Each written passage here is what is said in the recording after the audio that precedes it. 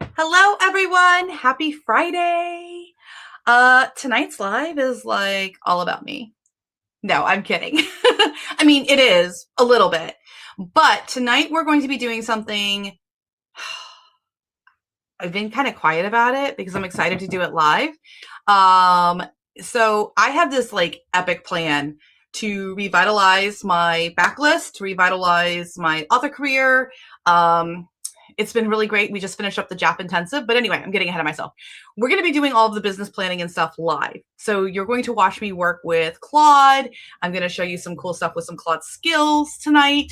So this is not just about, oh, Elizabeth's here to plug the mega program. I mean, yes, we'll be talking about that, but it's so much more. And I do have my very first partner in crime in my whole life, Christine. Hello. Hi. Okay. So, yeah, Chris, you like all this week, you and I have been like ships passing in the dark, I feel like, even though we live in the same damn house. Yes, I agree with that. That's a pretty accurate assessment. Yeah. Okay. The stuff on your desk make big noises, but mine does the same thing too. Yeah. It was just really loud in my ears. Anywho, God, I'm so sorry. I apologize. I'm the worst. I'm nervous about tonight because I'm going to go put the finishing touches on the notes while we have the song for tonight. The song is like super bubbly, sparkly. We've got 26 people in the house. So it's a new song for tonight. And I love it. Charisma's like, yay, the double trouble is here. Mm-hmm. Get it? Right? We are, our dad used to call us frickin' frack. It's true. Yeah, double trouble works. Christine's in the house, literally. But no, truth. I mean, Caitlin is working with me now, but like, have I really had a chance to sit down and really talk with you about what the hell I'm doing with my life? No, not really. You've been in a lot of meetings, and then when you're not in meetings, you're teaching. And then when you have a day free, I'm teaching. You're teaching. So, yeah. So I set up my schedule, not talking to you. And I just looked at the schedule and I was like, hey, what are the days that seem to have not a whole lot of stuff going on? I'm going to schedule the community classes on those days. And Elizabeth's like, yeah, because I'm not doing things on those days. So that's why they're not busy. So it just kind of worked out that way. But yeah, so this is new. This is like the freshie new for me too. So you get to see my live reactions to like, oh, great job, Elizabeth. Oh, but don't do that. I want you to be authentic little sister. I want you to be the aggravating thing that has happened all week. Anytime I have tried to talk to you where you're like, yeah, but did you think about blah, blah, blah. So I'm ready for it to be sister confrontational. Okay. Well then, yeah, you asked for it. I asked for it. Okay. So here is your song tonight, and we'll be right back with you guys.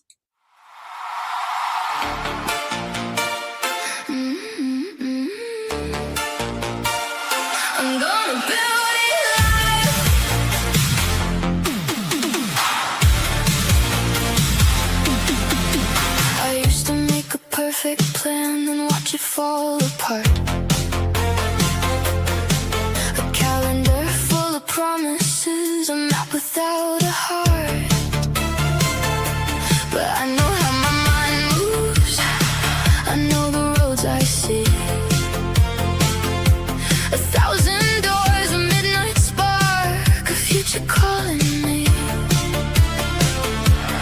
I don't need a cage, I need a constellation. One bright day and a little navigation. So I'm gonna build it live under neon skies with the code in the kitchen and the stars in my eyes. I'm gonna make it real where the readers arrive, not waiting for someday. I'm gonna build it live. Build it live. Watch the spark survive. Build it live. I'm not hiding this time.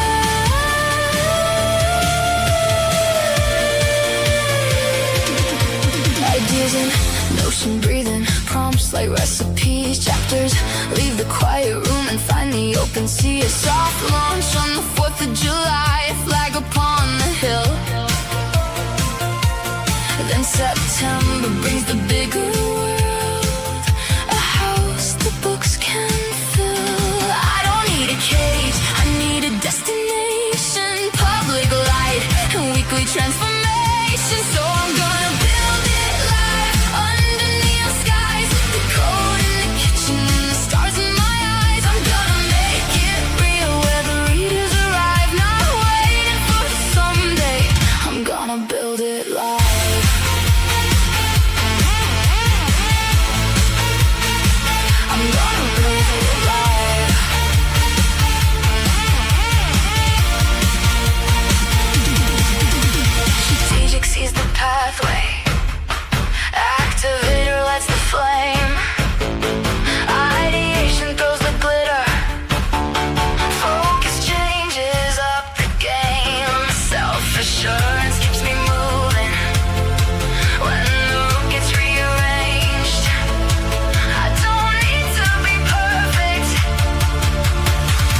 just need to stay brave. Private creation, public debut. Permanent worlds, readers walk through. Private creation, public debut. The future isn't coming, it's something I do. I'm gonna build it live under rainbow skies. Book in the browser and a dream in my eyes. Get real where the readers arrive, not waiting for someday. I'm gonna build it live. Build it live. One bright day, one wild ride. Build it live. Meet me where the stories survive. It was like a personal song. That was a good song. You're like, whatever. No. It's fine. It's fine. It's totally fine. I'm going to share the notes with everybody. But Christine, Yeah. how was this week in the free classes, and where can people go to find out about the free classes? Yeah, so there is a course if you go to futurefictionacademy.com and you create a Teachable account, become a member. We have an entire free tier, and one of the free courses that we offer, because we offer a few, is write a novella with me in 5 weeks. Mhm. It's a community class, free. So from there, you can get the link and the times, and you can come and join me. So my next session is going to be tomorrow at 11 a.m. And Now, where are you guys in the sequence? Are you still brainstorming? we're drafting. or- Oh, no. We're drafting. We're drafting. Well, listen, I feel like I'm always brainstorming, but like it's but no, we're drafting right now. So this is the last session for drafting. And then after that, it's going to be editing, which I also really love and enjoy. So currently we're using RaptorWrite, and we're also, I am using the narrative physics engine while I'm drafting. So it's been pretty good. It's been enjoyable. And I think a lot of the people that have been joining, we have a good time. Like the conversation in the beginning is always a lot of fun. We don't just talk about writing the novella. Sometimes we talk about like other things too. Like somebody's tool is using something new, like tabs and Notion, and we're like, oh yeah, tabs and Notion. Let's talk about that. And someone's like, well, what is that? So it's always great. So I have a lot of fun with it. Fantastic. So, for those watching and who go to the free, for the record, she will get in trouble if she shares the prompts. She told me she has started invoking me when people are like, can you share us the prompts? And she's like, they're in the class. Listen, I can't show them to you. I'll get in trouble. For the record, okay? Everything that I'm using is either free, cheap, or you can get it using the pro membership, which is $99 a month, and that is like the tried and true methods. So like, but we were in a staff meeting this week, and Christine's telling us about how the free class is going, and we do live in a sitcom. There is a third one of us, by the way. Maybe one day we'll get her on the live with us, but her name is Melissa, and she's the youngest. And she walked by my room as we were talking about this, and I was making a joke that, oh yeah, Christine's going to get in trouble. I will do stuff to her. I'll be mean to her and do stuff to her.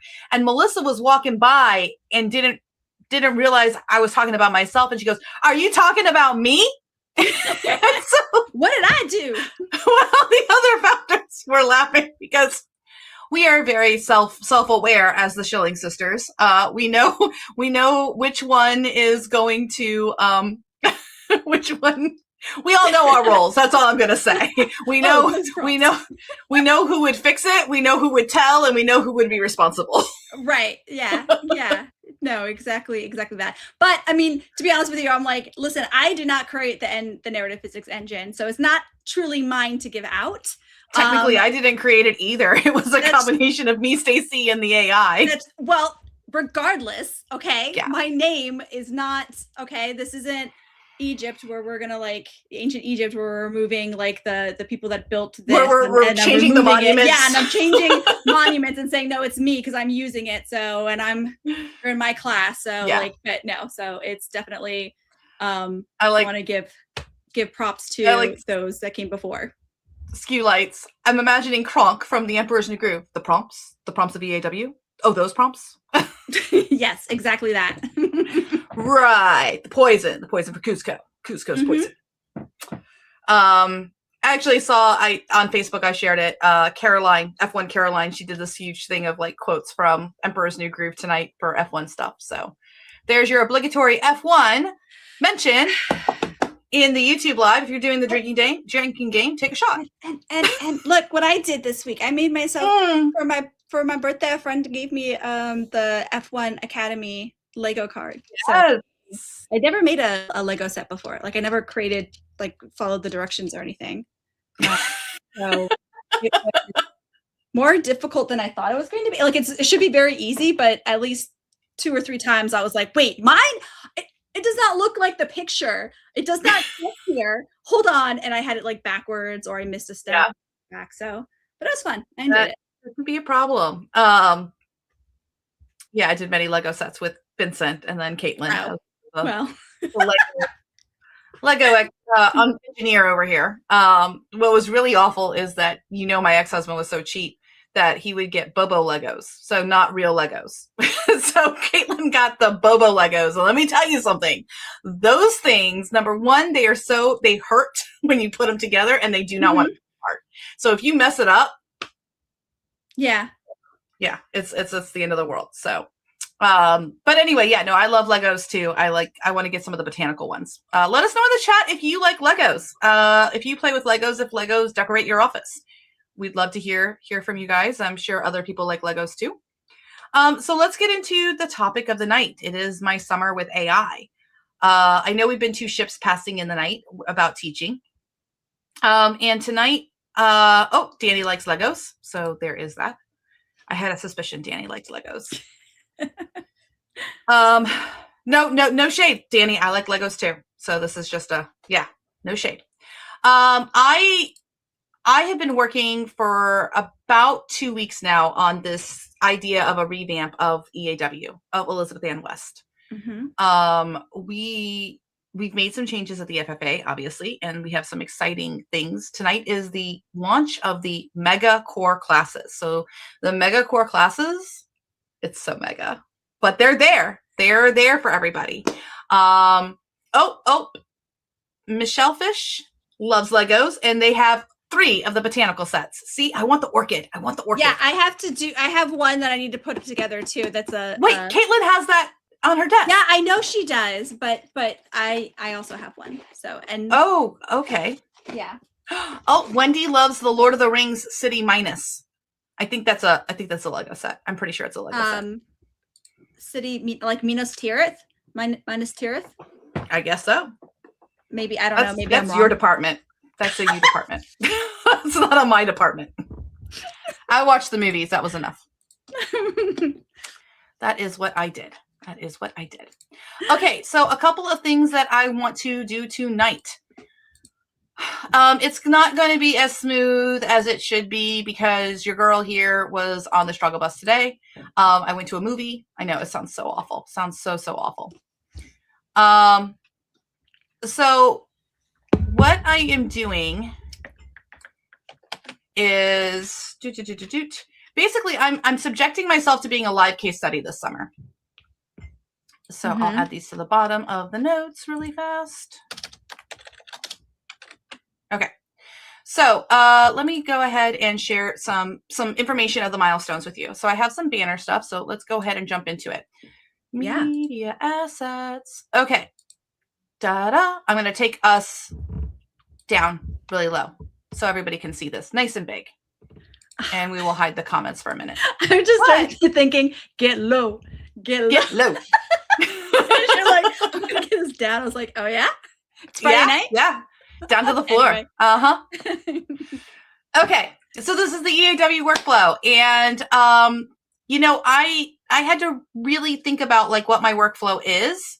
We have a whole course on that in the core classes about the workflows, and I'll talk about that in a little bit. But I wanted to show people what I've done first and then explain how I work through that.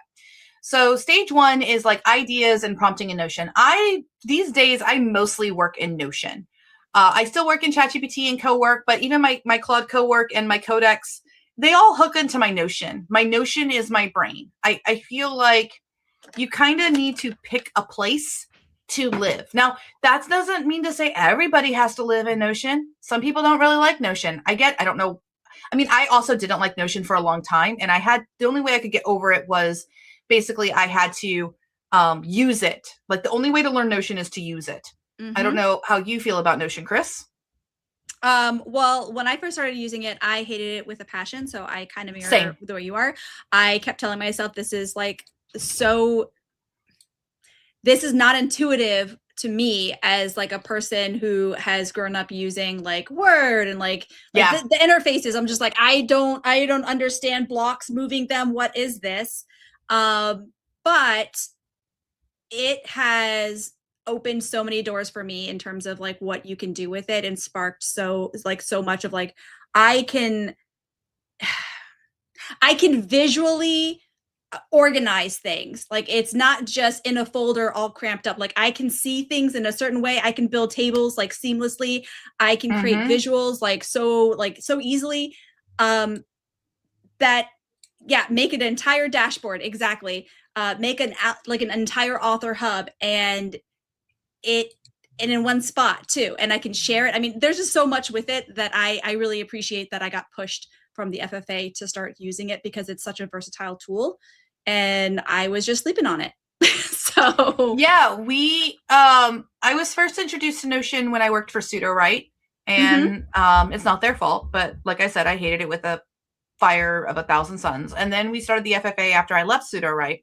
And Stacy really loved Notion. And then when it came time in September of 2023, really it was July of 2023, that Joseph, another founder of the FFA now, was like, hey, can I build you a tool that'll allow you to do custom prompting and stuff? And we were like, dude, no, we don't really have, we're a scrappy startup. We're starting with $250, my dude. We are bootstrapping this thing. And he had to teach us and show us, which Stacy already loved Notion. I want to excuse Stacy from this. Stacy already knew Notion was amazing. Amaze. Okay. That's how level Stacy was. Which if you haven't seen that movie, go see that movie. It was amazing. Chrissy and I went and saw it as a date and it was fantastic. What is it called? Hail Mary? Yes. Project Hail Mary. Project Hail Mary. Yeah. Support another former indie author, Andy Weir. But yes, amaze. And Joe showed us how we could, this was early days. This is before MCP connections. This is before Claude CoWork. This is before anything like that. He showed us how he could make software called Rexy, and then we could connect it to our individual Notion pages. And so Rexy could call the AI using our API keys and then write to our Notion. So all of those students of the FFA were doing that back in September of 2023. I recall. 3 years ago. Yeah. And then after that, Novel Crafter came out. And then after that, a slew of other tools started to come out. And we were different because everyone was like building software that was kind of like they were a software company. We never really set out to do that. We were trying to give authors the ability to have full control. To my understanding, we were one of the first pieces of software out there that allowed the author to completely control the prompting and their API key. And that they were controlling that it was writing to their Notion. And the reason we did writing it to their Notion is because it turns out it's actually very complicated software to make a document that can do type. I know that sounds so weird, but actually making like a word processor is complex when you're trying to code that. Yeah. Danny's run into that with Raptorite 1.0. Anywho, so that's where Notion started. And even then, back then, I was not the best Notino. That's apparently what you call somebody who likes Notion, or maybe Notino is just who works for Notion. I don't know, but I like the name. I like the word. So I'm declaring myself an honorary Notino. Okay. Notino. And so Notion really grew on me. And then their AI came out and it sucked. It was so bad. It was so bad. We couldn't recommend it. And literally when we would talk about it, we're like, yeah, Notion has AI, but it's really terrible. But hold tight, it'll get better. We kept saying it will get better one day. One day it will get better. And that one day was late last year, 6 months ago. It blew our brains away with how much it could do. And we're going to actually play with that tonight. So I'll go on to phase 2 if you can see what phase 2 is. Public sharing on read.elizabethannwest.com. Okay, so if you want to go on your browser real fast to read.elizabethannwest.com, I know you're not sharing it, but other people at home can do it, and I will do it as well. Or if you want to do it and share your screen, go ahead, because this is our background, so we'll be able to come back to that. What was it? I'm only working on one screen right now. So annwest.com. Okay. Oh, you're doing it like me. I am, and I am not impressed. And on that note, Danny says, Christine is not impressed. Hey, all you wonderful folks, don't forget to smash the like button and subscribe to the YouTube channel. We have some exciting things coming. What? Christine is going to be really sharing a lot of her free classes and using our social media here on YouTube a lot more to help everyone be alerted about what's going on. So like this video because it's coming quickly. It's not loading for me for whatever reason. It's not loading for you. No. Skewlight says like the video so we can impress Christine. Did you misspell it? I wouldn't misspell my own sister's name. It has an E, never. An Ann, right? No. I'm just joking. Elizabeth. I'm going to put an H in your Nicole. How dare you? How dare you? I don't know. Yes, why everyone. I'm an Elizabeth Ann. She is a Christine Nicole. Yeah, I'm not sure why. I don't know. I've been messing around with like my logins and stuff today. So I don't know. Okay, so since Christine is hampered, we will just go to mine. I already have it up. Yeah. Big sister to the rescue. I'm not saying anything, but all right. Share screen. Hey, Chris, does this look familiar? What does it look like? It looks like a Notion page, but with your face on it. With your face on it. Well, look at the URL. The URL is, oh, you guys can't see the URL because it's not showing that. The URL is read.elizabethann.west. It is my domain name. Wait. Yeah. Go back to the other slide. Do you have a dot between West and Ann? No, it is. Okay, you do it. All right, erase your browser. Read, READ. Yeah. Dot. Elizabeth Ann West, all one word. Only 3 E's. Yep. .com. Oh, it's opening now. I don't know why I didn't open before.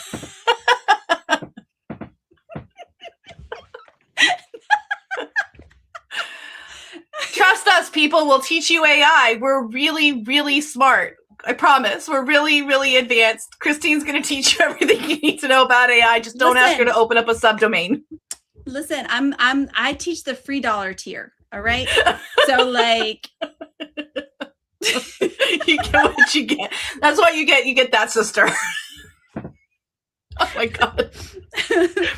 Oh, we're going to get fired. Dean's going to fire us. Dean's going to fire us.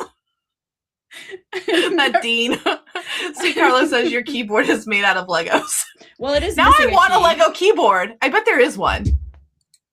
There is one. Okay. So the big point, you guys, since everybody and their mother had time to type in read.elizabethannwest.com, it is a complete, like, just placeholder page. And we're actually going to build that tonight. I'm going to show everyone how you can work with that.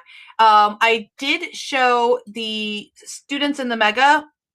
They now have this like EAW category in the mega because I'm doing this whole summer intensive. Well, not intensive. I don't want to call it that because it's not. You don't pay extra for it. It's a summer case study. I am the lab rat. Okay.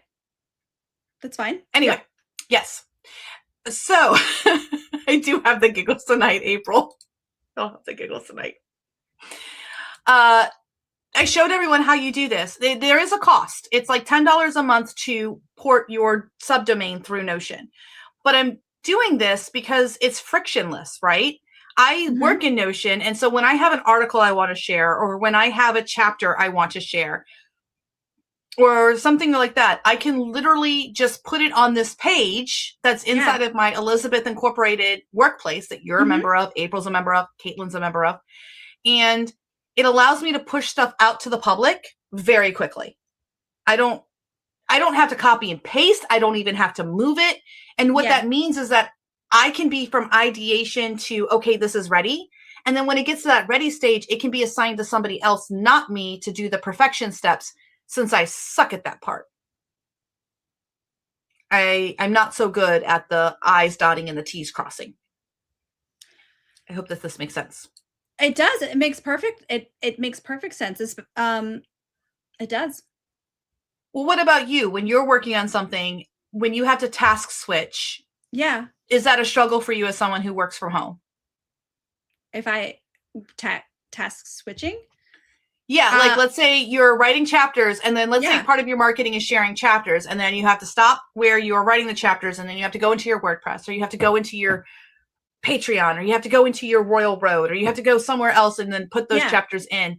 Does it break your flow? Well, I mean, of course it does. Like anytime that you're changing anything, it's gonna definitely break your flow. I was just thinking about like, well, goodness, Elizabeth, we're really gonna have to get more people using Notion then, because we have to make sure that, I mean, you happen to have an editor that uses Notion, but if we don't have enough people that's adopting it, then it's not as easy for me to share my page so that they can put the finishing touches on my chapters, do the things that I need them to do. Actually, with Notion, though, if it's done, you can export it as a PDF, or you can export it as a markdown file that they can open up with Word and do their Word thing. Or you can load those markdown files into Google Docs as well. Yes, if that's where you work. Yeah. So. Okay, Love to Rock says this is pretty interesting, knowing that Notion can be added to your domain. Important. Hook Notion up to a subdomain. If I was to hook that thing up to elizabethannwest.com, it would just take over the whole site. So what you're going to have to do is you're going to have to, one, be serving your own website. Number two, you go to your DNS server. Be very careful there, because if you start deleting DNS records, you can screw up your website. So I use HostGator. So, and then I literally had a chat of ChatGPT open with me as I was doing this, and like taking screenshots and like asking chat. I was like, I don't want to mess this up. Am I doing this right? And it was like walking me through. It was like having my own little tech support person on the phone. But it was an AI, because I just sent screenshots. I'm like, this is what I'm seeing. Can you help me?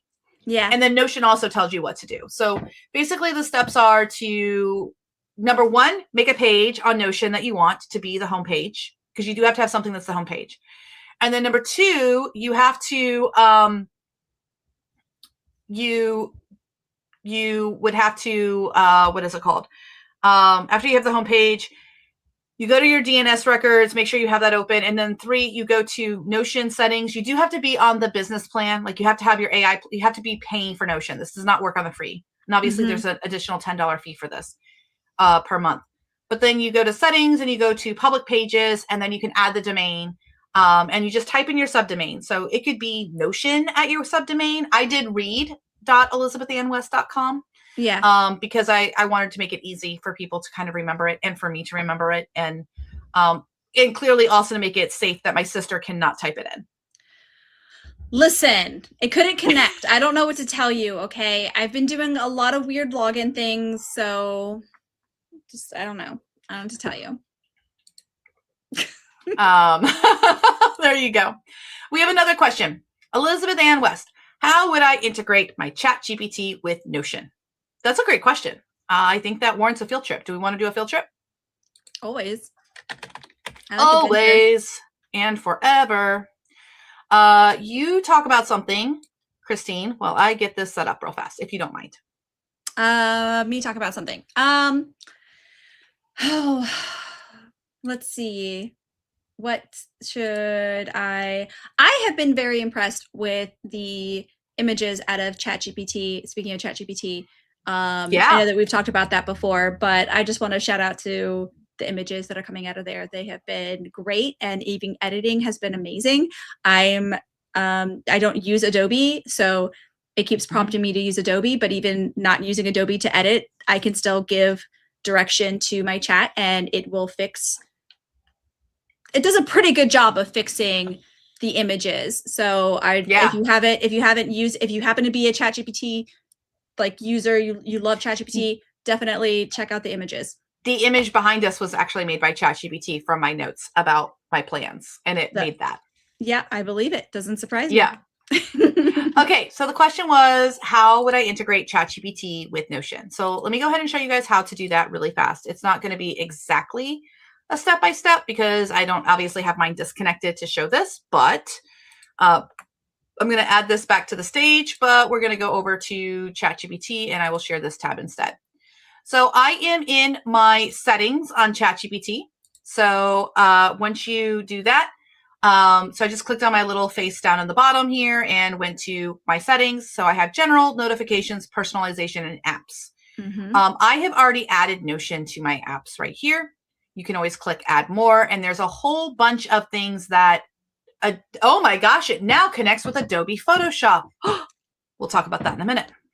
I'm going to be using Adobe as my tech stack for everything, but you can also hook it to your Instacart. I did this like months ago and showed people how it can connect to your Instacart. So you can be chatting along and have a chat and be like, hey, start my regular grocery order or something like that, or add to it. You could give it a recipe and say, hey, go add all the things that I need for this to the Instacart. Your Spotify, you can control all of your Spotify and everything like that. Lots of different options here, but yeah, and there's more coming, but I already have Notion added to it. So again, I will pick here in settings, and then you just go to apps, and then I have Notion, and you can see that my information is there, and I can click connect and connect Notion, legacy, develop my Notion. So then it'll take you to say continue to Notion. Now they're going to be working on this, I think, to change it. So now that it's taking me to, we're going to share this tab instead. So as soon as I click that button to say, hey, I want you to connect to my Notion, I can select a workspace, and I'm actually going to, I'm going to select the Future Fiction Academy is fine. So I'll click continue on that. And now ChatGPT is connected to my Notion. And it says it's now connected. So here's what that means. I can come over here to a new chat and I can press this button, the little plus sign, and I can go to more, and I can go to Notion. So now it's going to, I'm sorry. We don't see your screen. Yeah. Oh, I don't know what happened. I don't know. Okay. I'll do it again. So now I have this chat. I can do a plus sign and I can add my Notion here. And I am going to go ahead and come over to, let's do something on that homepage, right? So we have this page, and I'm just going to copy this little, share this tab instead really fast. So I'm on the page where I can be here, this hot off the press. And I'm going to go back to this one. And I'm going to give it the Notion page, and I'm going to say, this is just a placeholder page. Can you delete what's on it and put the lyrics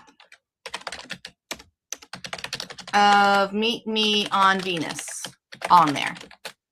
Let's see if it can do that task. I've got 5.5. I've got the thinking on, and I will press this so that it can go. I'll open the Notion page, confirm its contents, then replace the placeholder with the Meet Me on Venus lyrics. I can recover from our prior wording. That fetch didn't accept internal spec path, so I'm switching to discovering the available Notion tools first and then using the page URL directly. It's locating the lyrics. I don't know if it still has the lyrics, but it helped me write the lyrics. So it at least has a snippet of them because I was playing with them last night. I found the current placeholder content. I'm replacing the whole body with the latest Meet Me on Venus text that we've been using, keeping the page title intact. It got the app and it's saying this is going to replace it. So I'm going to click update the page. Access granted. Thinking. Done. I've replaced the content with Meet Me on Lyrics and kept the page title intact. So let's go check it out. We will come over here and I will share this tab instead. I'm sharing Google. I'm refreshing and my I'm page. just typing in. It's there. Huh? It's there. there. Yeah. It literally just changed it. Elizabeth Ann West, I love myself enough to imagine a future where I thrive. Meet me on Venus where writing is reckless. Do you all understand that I have ChatGPT hooked to my Notion hooked to my website, and I can literally tell ChatGPT, go update this page, go do the thing. And it can just do it because my Notion page is now public. So if I'm brainstorming in ChatGPT, I can just say like, listen, take my brainstorming, make it into like some sort of coherent like Bible and make a page on my Notion page. It'll do it for me. It'll do it for you. You could be out and about. Now you have Notion on your phone too. Like you could be on your phone with Notion and doing Notion and Notion if you pay for Notion AI. But you don't have to pay for Notion AI if you hook up ChatGPT or Claude. Claude can do this too. Claude can write to my Notion as well. I can hook it up. But isn't there an extra step with Claude? Because don't you have to do No. Okay, I thought there Claude used to be has Notion as a connector as well. The Claude app does. So the Claude chat can talk right to your Notion and vice versa. You could have things on Notion that is extra context for your ChatGPT chat. You can have your ChatGPTs and stuff like that talk to your Notion and write to your Notion. That's pretty awesome. Yeah, I have to say, I think it's amazing. Now, let's see if it can put an image there, shall we? I mean, why not, right? Why not? Okay, so let's come back over to ChatGPT here. You're amazing. Can you make an image with my face? You know me. Inspired by those lyrics. And then put it on that Notion page at the top. Let's see. I mean, this is like next level. I need you to make me an image, and then I want you to go take that damn image and put it on Notion. So let's go see what it says. It says, I don't have image generation upload tool available in this chat to create and host a new face-based image file. I'm checking the page so I can give you the cleanest new step. Yeah, creatively, it should be this. I can't generate or upload the actual image from this chat environment, but here's the exact prompt. So, but wait a minute. Let me take off Notion, and I'm going to say, can you make the image now?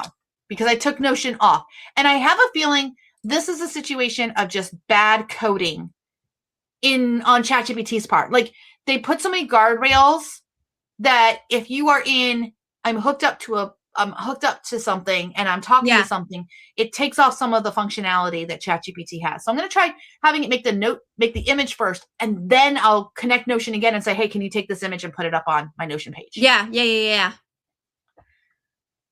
The two of you, we're making the same hand gestures simultaneously.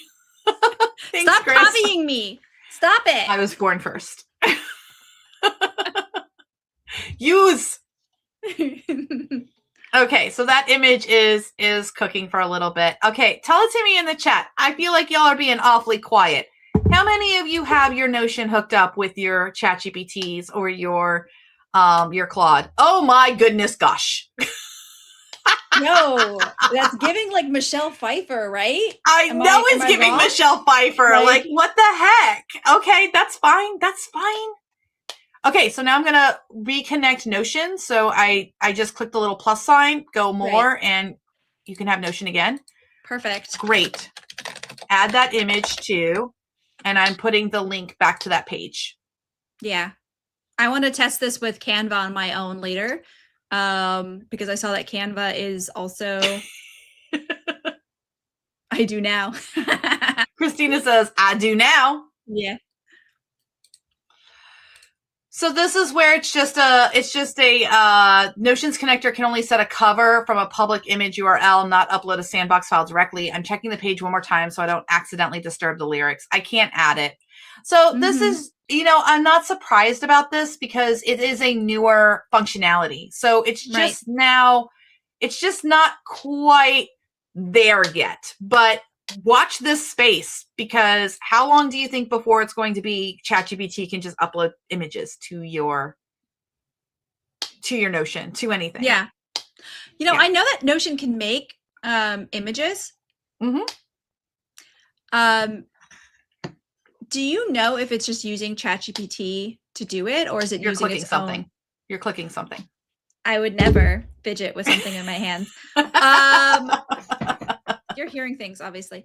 No, you're not. I'm just kidding. Do you know what it's using to make the images? Is it using ChatGPT to make the images? It might be using GPT-2, because quite frankly, they're pretty fire. So let's go check that out. Yeah, I'm just curious because I know that a lot of platforms will actually have like something else that they've created that's their own mixture or something. So, or use like some sort of third party.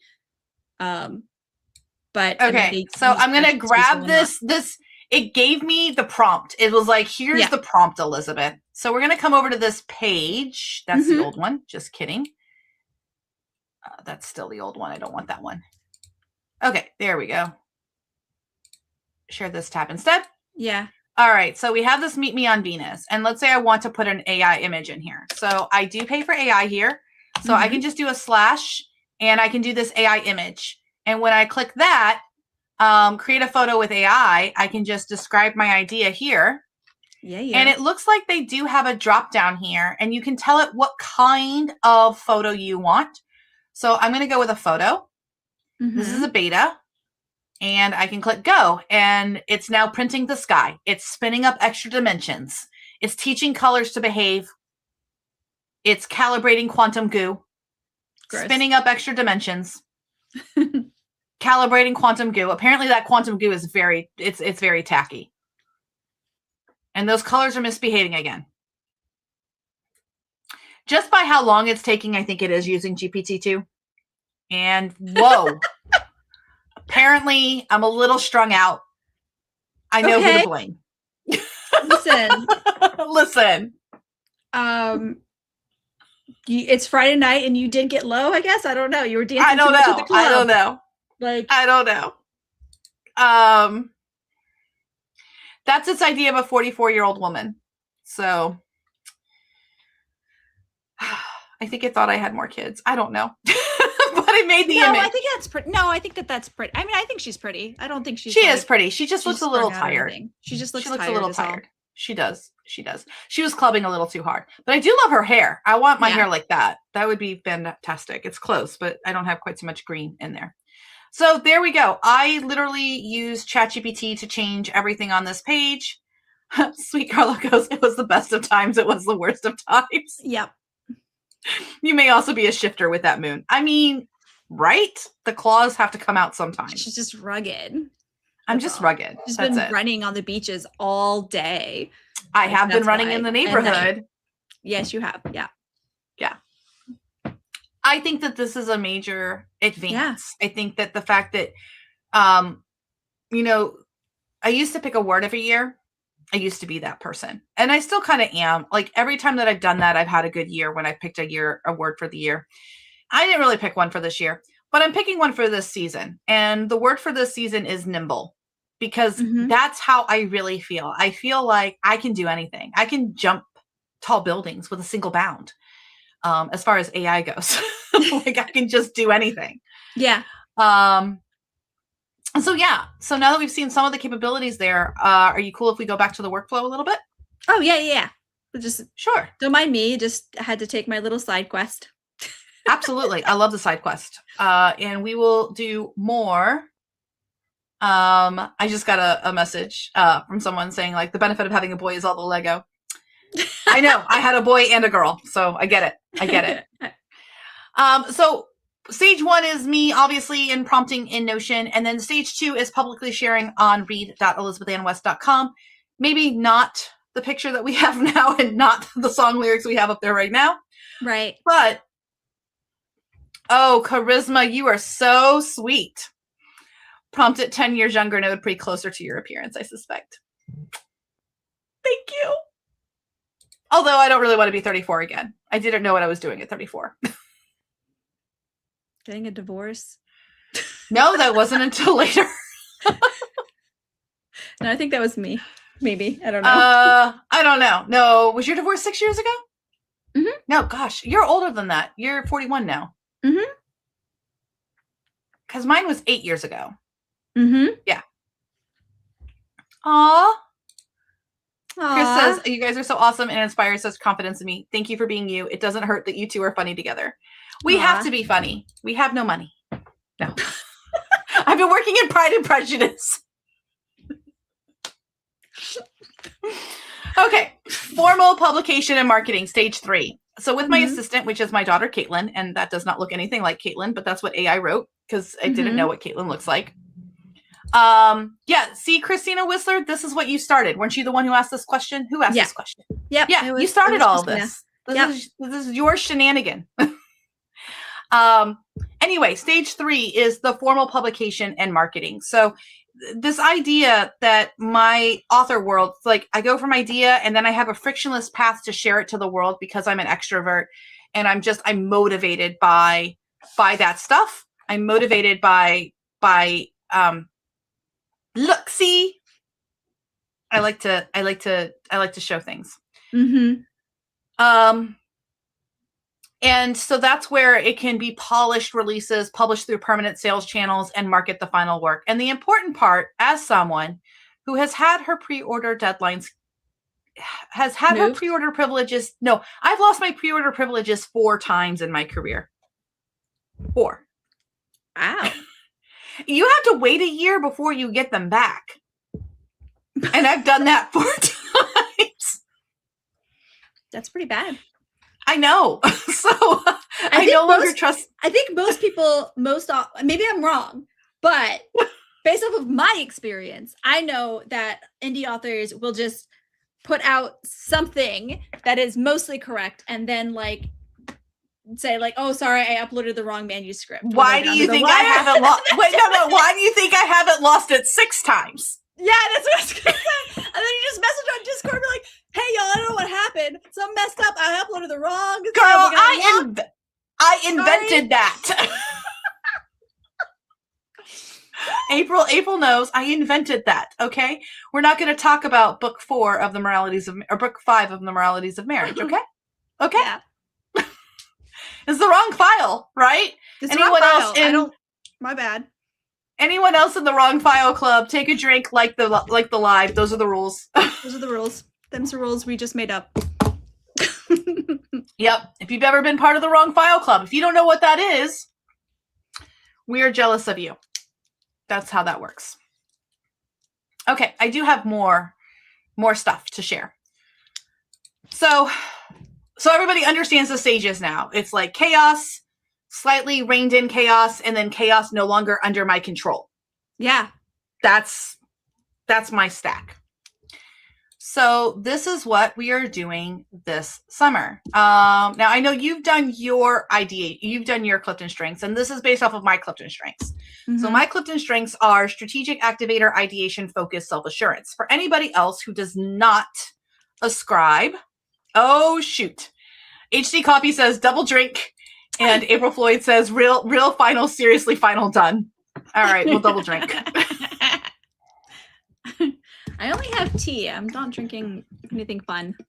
I'm not either. I'm drinking coffee. Okay. What? Yeah. So if you are a follower of the wonderful Becca Syme, she has been so instrumental. I'll come back to the visual here in just a second.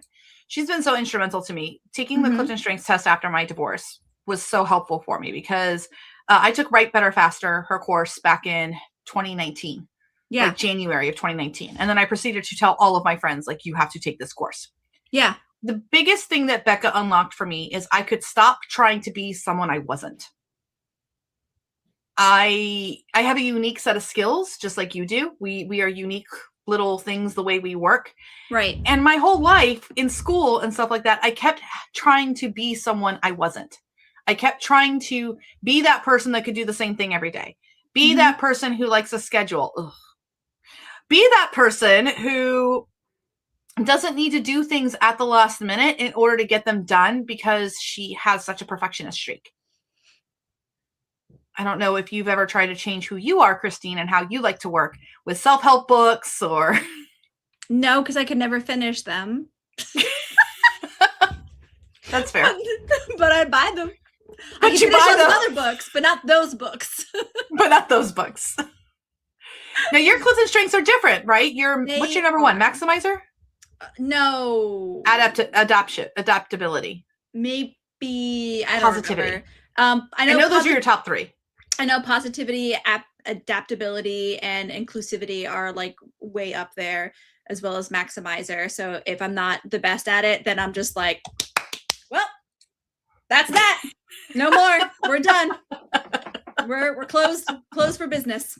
Can't do it again. We're closed for business. Yep, that's how that goes. HD Coffee loves you. Aw, I love you too. Yeah. And Love the Rock says same, April Floyd. Okay, so if you can't be perfect, you just don't play. Sometimes. Or I only go to trivia when Elizabeth is available. This is true. It would make my friends mad because they're like, Christine, you want to go to trivia night? And I was like, hold on, let me see if my sister's available. And they're like, what? And they're like, or we could go. We could totally rock the room. I'm like, no, I'm not going and losing with you. I need my sister. I'm sorry, Elizabeth. That's a compliment. I'm sorry if it's not, but it is. No, it is a compliment. I just, I'm just thinking of the time that we won of the Never the Bride, Never the... Oh my God. We're going to die. Go ahead. We're so getting fired from the live, you guys. Dean's gonna be fired. Dean's gonna make us go into their office tomorrow and explain. Dean is gonna make us watch some videos on professional decorum when you are representing the company. Yes, absolutely. We did actually win. Yes, no, it's true. And yes, it was partly because of obscure facts that I did know. Yep. At any rate. But that's important to know about yourself. Maybe yes, not it is about the trivia and tell your sister. No. But it's identifying my weaknesses. I'm not too. I'm definitely willing to identify like, hey, I have a shortcoming here, and I think that that's one of my strengths too. Like maybe honesty, integrity. I don't know. I'd have to look at my strengths again.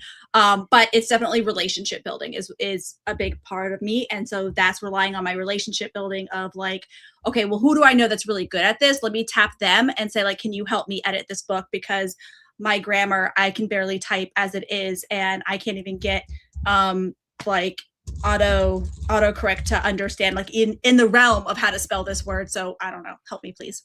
So I would say that your relationship with your friends have always been an inspiration for me our entire lives. And I almost feel caught up with you. Not that it's a competition, which is in my top 10, but it's not a competition. Right. But no, truthfully, you have always had deeper friendships, whereas I've always, for most of my life, I've been able to have like one or two deep friends. And like, this is the first stage of my life where I have deep relationships with, I would say, at least 5 or 6 people very closely that I talk to on a regular basis that are outside of the family, and not just my business partners. I mean, there's other people too. So I think that you're right. You figured out the community aspect, like the friendship thing, way faster than I did. I took a book to recess. Young me, I could always perform and be extroverted, but I didn't actually like kids my age because they were dumb. And I know this is a weakness. I know this isn't a weakness. This is a failing of mine. This was just like, I didn't know how to cope with that. I really did. Yeah. So, but the point is that if you can't be perfect at something, you choose not to play. Right. That is my default mode, but I'm working on myself. Okay. Yeah. We're all works in progresses. So would you say with your book writing? Yeah. And I don't mean to, I'm not trying to call you out, but it is a safe space. I I have a feeling that this novella challenge that you're doing is going to help you finish more projects than what you have in the past. Oh, for sure. Because you've been Absolutely. a great starter of many books. But like me, you have a lot of manuscripts that you've started, but maybe not as many that have seen the finish line. And that's something that I think is a pattern that I'm finding. I'm not the only one that's stuck in that pattern or that has that. And it could be for a lot of different reasons. For me, if it just doesn't feel perfect or right, or I just get a new idea. So I'm just like, what do you call them? The bakers. You're constantly baking all the time. They run it again one more time, hoping that the next version is going to be better, or they just need more words. They just like, they'll have 13 versions of the same chapter. Yeah, but for other people, it could be a fear of failure. It could be I don't think I'm ready yet to hit that. I want to be perfect, and I have that with the maximizing for sure. But it could be something along those lines as well. So I think that regardless of your reasons, a lot of authors fall into that. I just need like an accountability partner, and especially for indies, because when you're an indie, you do so much. You wear so many hats, and there's probably at least one, maybe 2 or 3 or 4 that you don't like to wear. So you just don't put them on. And it might be that ending piece. And a lot of that has to do with like the marketing and the publishing portion of it. It can be intimidating, but AI can help you with that. Did I say that? Yeah. Chris Chit Chat says, I totally respect it when people delegate to others when they know those others are better at the same task or can contribute, making the whole better overall. Love to Rock says, I feel you, Christine, about autocorrecting. That's why I end up going back to Word, because I love the ability to update the proofing tools to accommodate my writing. And I love Duroc. I had like Pemb, P-E-M-B was my Pemberley, and it would just turn it into Pemberley. Like I was starting to use those shortcuts before they started making those shortcuts happen. Yeah. So I love it. Okay, so for me, I also have the perfectionist streak, but I learned a different coping mechanism. The way I coped with it was I would just make the deadlines harder, do everything at the last minute, so I couldn't think too much. Like I would leave myself no wiggle room to get the project turned in on time. Like I never finished a project early. That's not a thing in my repertoire. I can remember to the point that in elementary school, I had a paper due the next day. And the only reason I did a paper on the Witch of Pungo, who I still know to this day, is because Mama had to ask Anne McShirley across the street if she had any books on Virginia history. And I had to use one of their books as my source for a paper. And that's why I did a paper on Grace Sherwood.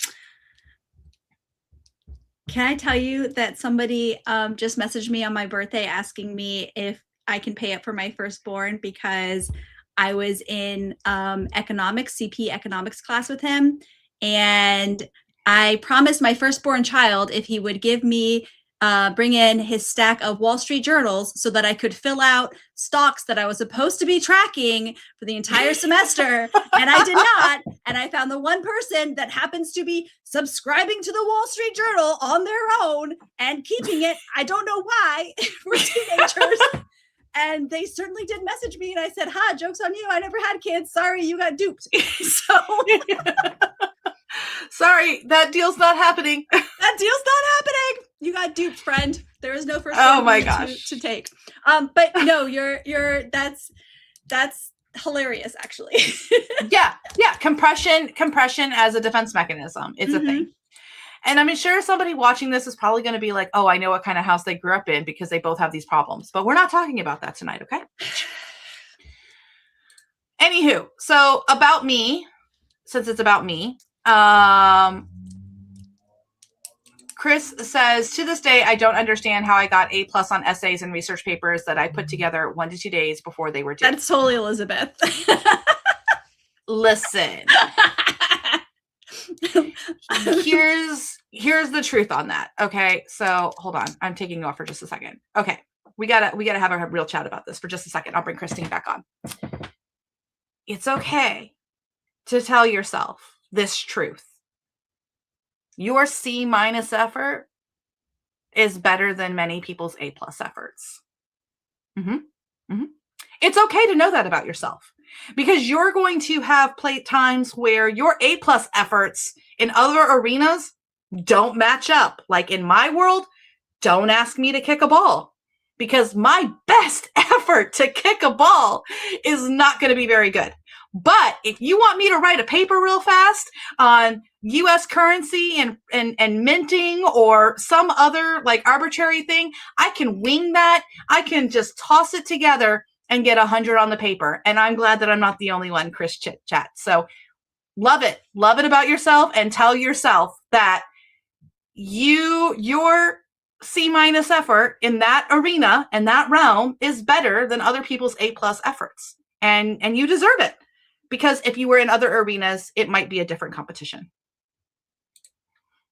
Okay. Sorry, I was making you a short that you could like shoop, shoop, shoop, shoop, shoop, shoop, shoop. You're muted. No, yeah, I'm we're not. just gifted in different ways.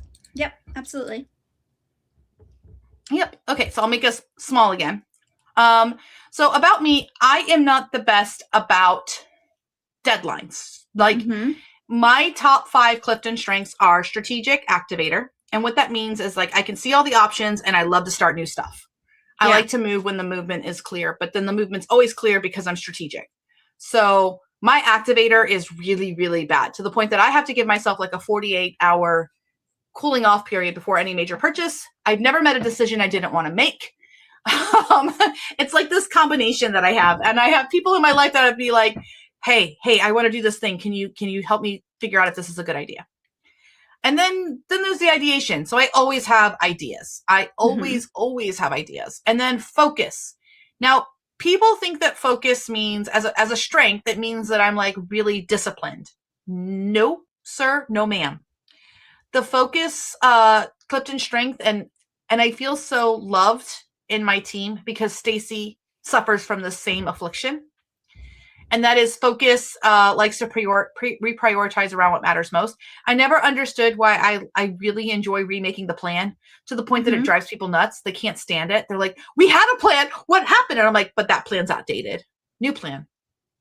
Because this is a better plan. Huh? New plan. This would be better now. Here's the deal. New data, new plan. That's the rule. If there's new data, new plan. And then self-assurance, trust the direction. I don't ever fear failure. I'm like, failure is fun because I'm going to crack it. Like, I swing big. I really took to heart Dad always telling us growing up that Babe Ruth was like the #1 home run guy, but he also was the #1 person to strike out. I like took that to mean you have to strike out a lot in order to be the person with the most amount of home runs. That's how I internalized that. Probably not the safest or best, but anyway. So the point of this is that I and people in the FFA have seen this, and man, we are an hour and we're way off pace here, but I can't do a strict deadline. If I have a strict deadline, as soon as I know it's arbitrary. It can be a strict deadline if it's a real deadline. If like there's people counting on me. Right. And I like to be public because I also have responsibility in there and positivity, and I have woo in my top 10. So I really like to be around people. I like to do ta-da. Well, that explains why it has to be a real deadline, because the pressure of wooing and of letting people down, you're like, nope. And I feel that too. I also like the accountability partners. I'll go to the gym if somebody else will go to the gym with me. Right. And I don't want to be here July 3rd and be like, yeah, all those big plans, they didn't happen. These are very important to me. So my roadmap is July 4th. I'm going to do a soft launch. I will have a new Trouble with Horses, and your girl has written 33,000 words on that this week in Notion. I will have Moralities of Marriage, the 3 parts redone, and the read.elizabethannwest.com becomes more robust. That's it. Those are the top things that I have to get done.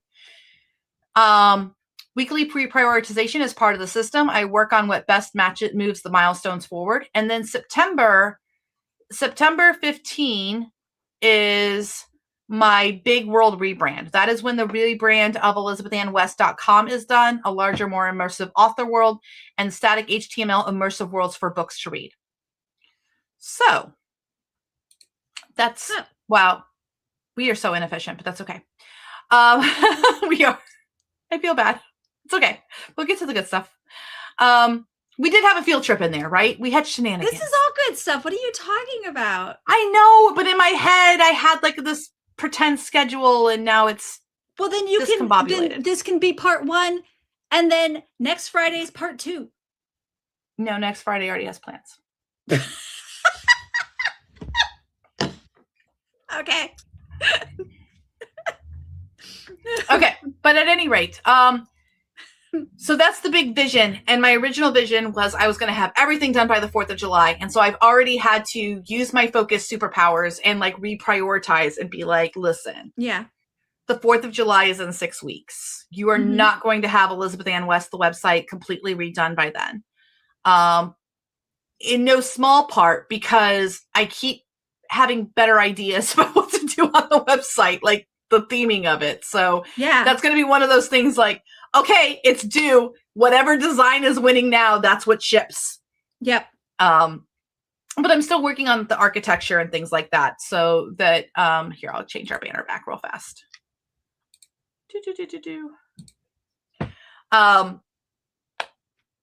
So that's one of the reasons why I am making my tech stack. So all of this is going to be live to the FFA. Every Thursday, I have classes with everyone at 10 a.m. and 9 p.m. Eastern. 3 weeks, and then I get a week off. So we just did the first one last night. And then next Thursday, I'll be live with the FFA again with the people in the Mega. But also, I'll be participating with a challenge with the Pro membership next Friday. That's why we can't do part 2 next Friday, because next Friday is the big AI co-working bake-off. It was originally going to be the 24-hour Le Mans, but we're changing the theming to where it's like all of us, because we all have different ovens, and we're all going to be seeing how much work we can get done in 24 hours co-working with AI. So, yeah. Chris Chat says, as part of group deadlines, I pulled my weight, but I did it over time along with the other students on my project because I was cognizant that their grade would be affected by my efforts. Chris, when I die, I would like the people who are on group projects with me to be my pallbearers so they can let me down one last time. Because did I trust anybody with my grade? No. Did I do all the work? Yes. So I hate group projects. I like them better now, as long as I can be the leader.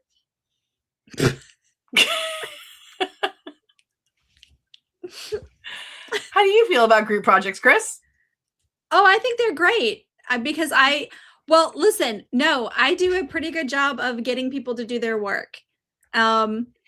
So usually, or I will just do it, I guess. I mean, I was fine with group projects, to be honest with you. I never had a lot of like trouble with it, but that doesn't mean that people carried me necessarily. I was usually the person that carried them, but I didn't really care that much because I was like, I wanted to get a good grade. So that makes sense. It just gave me time to chat. Usually talking class. When they give you end time. Yeah, it's a social hour. So I was like, cool, let's chat about other things. And I'll just do the project when I get home. Gotcha. Okay, so I want to add this back to the stage. Are you cool if we do some more AI? I would like to now work on this page for real with AI inside of Notion. I give you, I yes, absolutely. Let's do it. Okay, so little project here. I'm going to delete all of this stuff. So we're deleting it. Now it's empty. And I'm going to have this new chat over on this side. I just want to make sure everyone can see. So I have this here. Now there's 2 ways you can work with Notion AI. You can just be chatting with it normal, how you want to.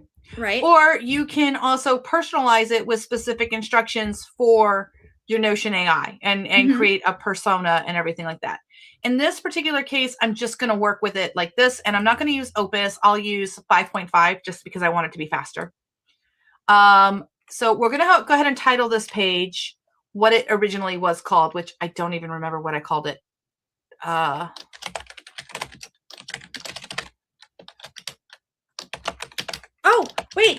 Could you go back to the historical ones, the revision? I can in the top dots here. I could go back. I mean, version you don't have history. to, but if you want to see I what it's could called. go read the latest. So I mean, I can roll it back. That's Yeah. the kind of really cool thing about this. We do love that. So if you accidentally make a mistake while you're updating and you're like, oh no, I deleted the whole thing. Oh no, I lost it. No, you don't. Yeah. Okay, so I'll call it read the latest, and then I'll take that out as context. Mm-hmm. And I'm going to go ahead and just start typing what I want here. So here's the deal. I am in the process of redoing my entire author website, elizabethannwest.com, so that it will reflect that I am an author, an AI educator, a speaker, and then my personal hobbies and interests, like F1. Mm-hmm. This page is a page that is hooked up to a subdomain of my site, and I want it to be a dashboard where I can frictionlessly add chapters, articles, things as I work for the next 5 months on a more permanent website. Mm-hmm. Now, this will remain as the hot off the press space. The projects I will be working on to release before July 4th are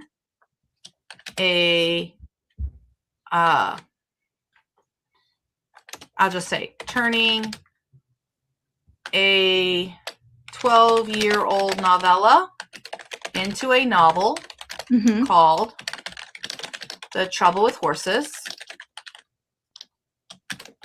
You can see chapters of this on Team Space Home. Oh, so on Notion, you at the page. So I can put it at Team Space Home, and it's going to actually, I don't even want to put that. I'm going to put it on books because I have it on the books dashboard.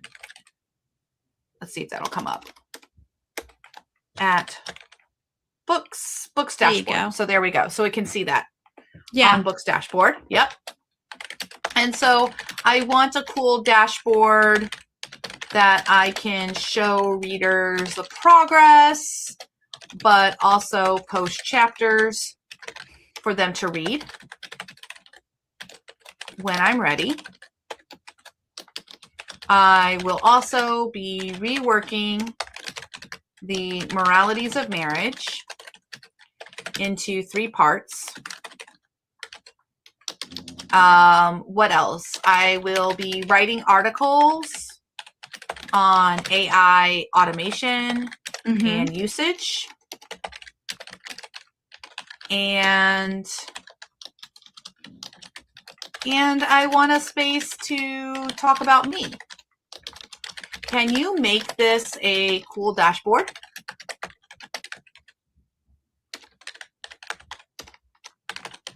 And space for these things. And where there should be an image, just tell me what goes there, and I will make the image. All right, so that is the prompt, and I'm just going to let it go. So it's working on it right now. And I will run over to the notes really fast and add this as a prompt here into your notes. So you guys have a little bit of information here. And then this is, I'm sharing this tab instead with the, oh, I'm not. Okay, so the prompt for me to make Notion, make the dashboard. I'll paste that in. Okay. and it's working right now, and that's going to take a couple of minutes. So we'll come back and check on this. But I wanted to talk about the mega courses really fast. So give me 1 second here. I'm still sharing that. We had a change on the mega membership, which does have a 7-day free trial and is open for new people until the end of June. So June 30th, it's going to close and people are not going to be able to join it until November. I don't want to hear it July 1st when people are like, but I missed the deadline because I live 5. No, you were told. You were told 2 months ahead of time. If you want to come be part of the party, you have to join before June 30th. Those are the rules. Yeah. And that's just because we're working on making sure everybody's caught up. And quite frankly, I want to go do cool things. And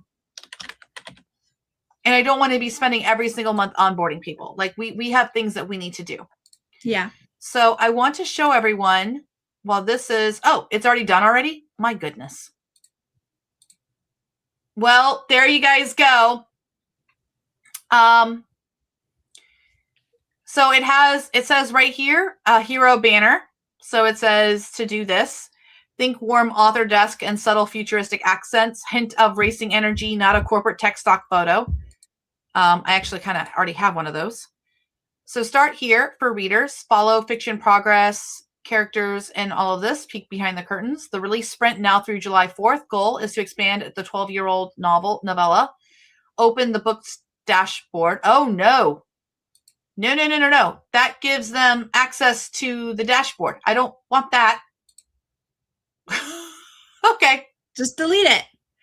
Yeah, you can. You can just delete that because that is not public. Boop. Done. Yeah. And it tells me where to put this 3-part series graphic, refined Regency triptych, or 3-book spine concept. Then there's the progress board so that I can be checking them off as people can see. Here's the latest drops. So add a link when ready, coming soon. And then it has the fiction. It's showing different ways that you can do this. The article queue.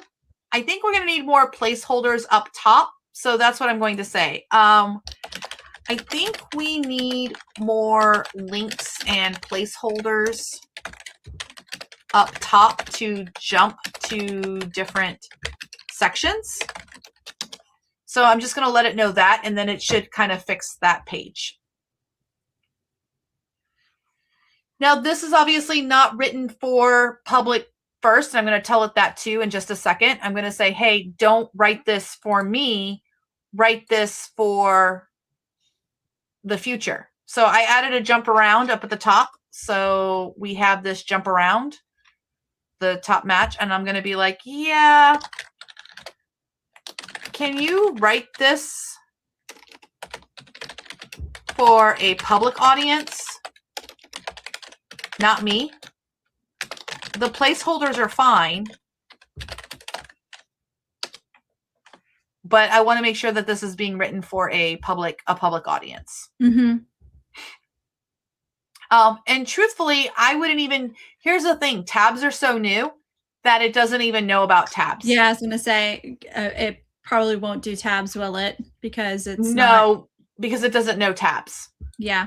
It wouldn't be in the training data set. So what you can do is you can just put a slash here and you can do tabs. Tabs is new, and then tabs allows you to have 1, 2, 3, and you can drop. And that's probably what I will end up doing, is having these tabs here that I will work on. So I'll end up redesigning this site, but I still think it's really cool that you can rewrite this in a public facing voice. Yeah. And it's like coming soon link holders, and now it has it. Yeah. And look, it changed this thing. Elizabeth is reworking the series into 3 parts. Restructure notes. July 4th release page finalized. Will be linked here as soon as they come available. Short notes from the creative process will live here. This is a little bit better because this is more public facing until I'm ready to do that. So it doesn't have any like weird notes or anything like that. So this page is a living bridge between Elizabeth's current author site and the permanent redesign. Expect fresh updates, work in progress links, and a more polished site to come. I would almost put that up at the top, but that's fine. I think they have something like that up at the top. I still would say that what it just did in about 10 minutes that's at least a couple of hours of work. Mm-hmm. Would you agree? Or Yeah, I think it's functioning as a forward, a public facing author page. I mean, it doesn't have like all the bells and whistles. It's not gonna knock me off my feet. It's not gonna impress me. But if I'm an indie author and I'm like, I don't have a website yet, but I do need something up here, and I'm posting my chapters, and I want to get my name out there, and I want to start to drive people, like you could definitely do it this way, or putting updates on there and having your own site that just has all of your information right there, and you are in control of what's on there. So I think that's definitely, when people Google you, does it come up if they put in? You can turn on search engine optimization in the top right, and it does also have basic analytics of people who have been there. So yeah, then that's, I mean, if that's the goal that you want to do, and while you explore other options, if you want to spend more money and have something that's a little bit more, and you're already using Notion, I think that this is a no-brainer. This is just definitely a way to just use Notion to its fullest if you're already paying for it, you know. And if you're not, I mean, this just adds another checkbox of, how many ways can I use this? Is this going to improve? Is this going to do something for me that I'm not doing currently? Or let me use like less tools and spend less money because I'm already spending money here. Yeah, HD Copy says it's a much faster way to get something going and not get stuck in iteration of designing a website. Exactly. Absolutely. Exactly. And you can add an image, and you can add a link to an image inside of here. You can even make a button. If you want to make a button to a URL, you can. It does have a button capability. It also can make dashboards from data and things like that. So I'm going to be showing a lot of the cool Notion features that are available. Like, I'm just starting to scratch the surface of what's possible here, because it can actually make a dashboard if you want to, where it's got like all these cool numbers and things like that. So it can show readers, you know, where this book almost is, and everything, all of that jazz. So like what percentage is going on for here and what's going on there. I probably want to do is create a page, a status page for each book. And this is me talking out loud. So I'll be organizing, and that's what I love about AI, because I didn't have to think about all the stuff it just did. Yeah. Where it's like, oh, I've got to remember a newsletter link, and oh, I got to remember that I want to do this, and oh, I got to remember I want to do articles about this stuff. It went ahead and did all of that from my prompt. So that is out of my brain. And so now I can think the next higher level thought, which is, you know, if you had a page per book for just like the cover art, what's going on with it, it's organized, and it's just like a landing page for that book in Notion. Number one, it helps me. And then number two, it allows the reader to start seeing things and everything like that. So I do think that this is a very helpful tool to have in my arsenal of like, this is going to work for like frictionless writing. Right. No, absolutely. So, there we go. Okay. So now I can show you all the membership here of what's coming in these mega classes, so that everyone can see. So Stacy just took all of the mega membership classes. They're now in core.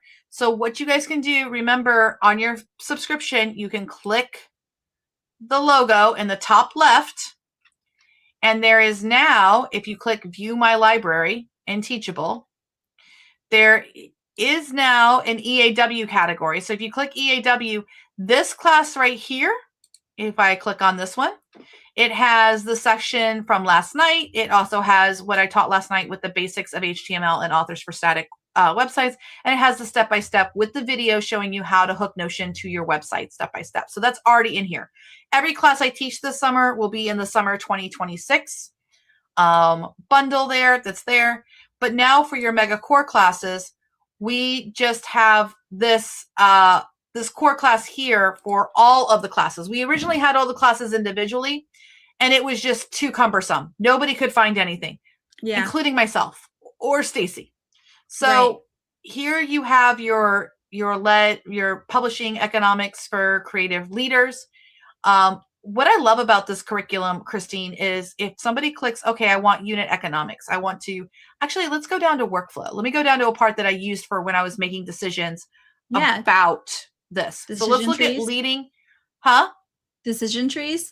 Yes, there's decision trees on here, but I want to look at leading and lagging indicators really fast. Okay. So I'm going to click start on this, and then it's going to take me to Notion. And the goal, I have to share that script tab instead. Okay, the goal here is that the new core curriculum, you duplicate it into your Notion. So you have a second brain. And I showed people how to do that. So what you do is when you are a member, you can click duplicate in the top right here. And I don't know if are you still seeing this? Yes. Yeah, I can still see it. I'm going to go ahead and add it to my Elizabeth N. West Incorporated. So I'm just going to add that module 2. So I'm going to go back. And I'm going to go into now here. So this is just the information about leading and lagging indicators. So some tell you what already happened and others tell you what's about to happen. And the difference determines whether you can intervene or only react. And most authors do start in the wrong direction.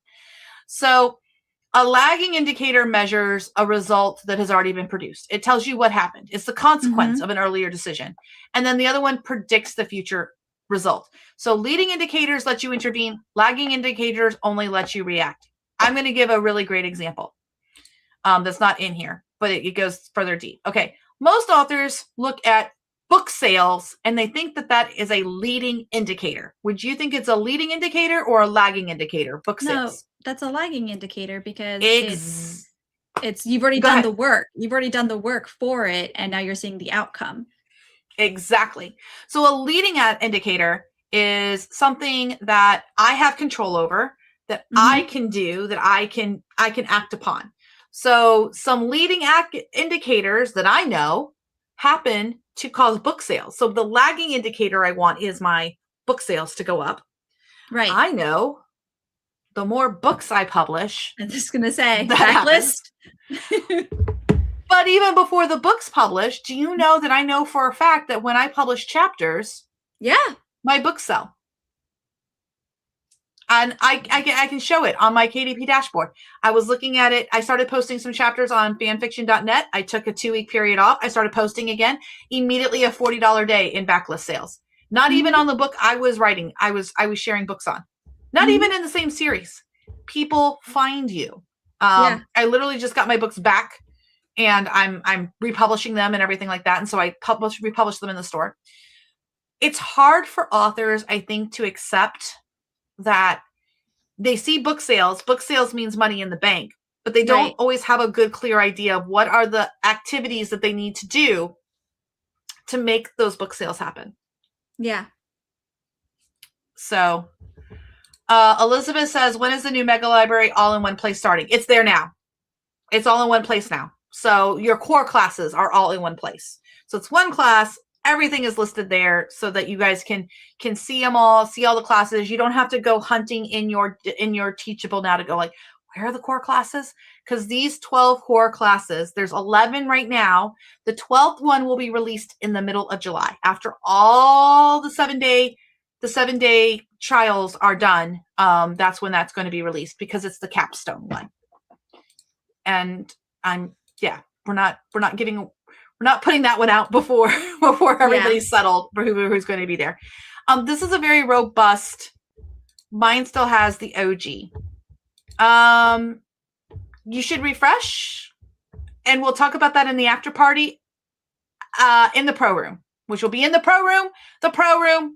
Do not go to the lab room. If you go to the lab room, I'm going to be annoyed with you. Go to the pro room, and you get there through futurefictionacademy.com/news. The pro room. Okay, so let me show a little bit more about the leading and the lagging indicators. It talks here about days since your last writing session, your marketing, different things here, why it's already happened, and then what is actionable and what is predictive. And then here's what I like about this. The new methodology here, it's like an interactive workbook. So it has the graphics for you, but everything's explained in text. We're working on adding audio to this as well. So there'll be an audio that'll read it back to you. And none of this is video, because the video is all about what you're actually doing. So that's where the case study comes in hands. Yeah. So that's where I will be working. So let me stop that share. But here's the more important thing that I want everyone to see. I'm going to come over here and share this tab instead. I'm actually in my Notion on the notes. I'm going to actually pop into my EAW Incorporated section. And you see that I have module 2 is already loaded in here. Leading and lagging indicators. And this is the big thing about the mega membership, Chris. So because I have this page here and we're allowing everybody to just, duplicate it to your Notion, I can say, I like to post chapters online for readers to read. Is this a lagging or a leading indicator? And how could I tell? So in a perfect world, I'd be available 24 hours a day to answer everybody's questions. But in lieu of that, the best thing we can do here, it's not one at all. It's not automatically. If you track the activity itself, it's usually a leading indicator. It measures something that you're doing now that can predict future reader engagement, list growth, and all of that. So if you track reader response, some response metrics that can be leading, the review, the views, the comment rate, percentage of readers who continue to the next chapter, etc. So then it's like how to tell, ask 5 questions. So I'm going to start telling it. Well, when I take a week off from posting chapters, I see sales dip. But when I actively post chapters, my sales go up 10 to 20% over previous periods. Let's see what it says. That's a strong sign that chapter posting is a leading indicator for your sales. Posting chapters, active posting, leading indicator, sales dip, lagging indicator. The relationship you're noticing when I stop posting, sales dip. When I post, sales rise. Suggests chapter posting is not just audience engagement. It might be part of your sales engine. In module 2 terms, this is exactly the difference between a number you can still act on and a result you can only see after the fact. So what I love about this is that with using Notion, using our curriculum that we've put together for you guys, I'll stop the share for a minute here.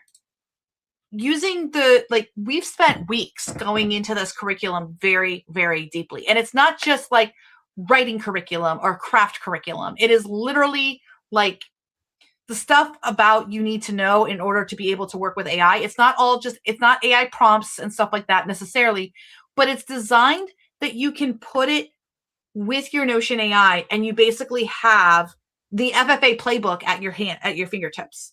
You can start asking it questions with your own data, your own information about your own company, and then get good advice rather than just some rando advice from ChatGPT, which doesn't have any experience as a self-published author. Okay, I stopped talking now. Sorry, Lily's getting restless. Well, then let me let you go because I know Lily is not well, and I will continue on the live. Okay. All right. I'll be watching. Right. Okay. Bye, y'all. I had fun. Bye. Okay. So you got just me now. Let me go to this page again.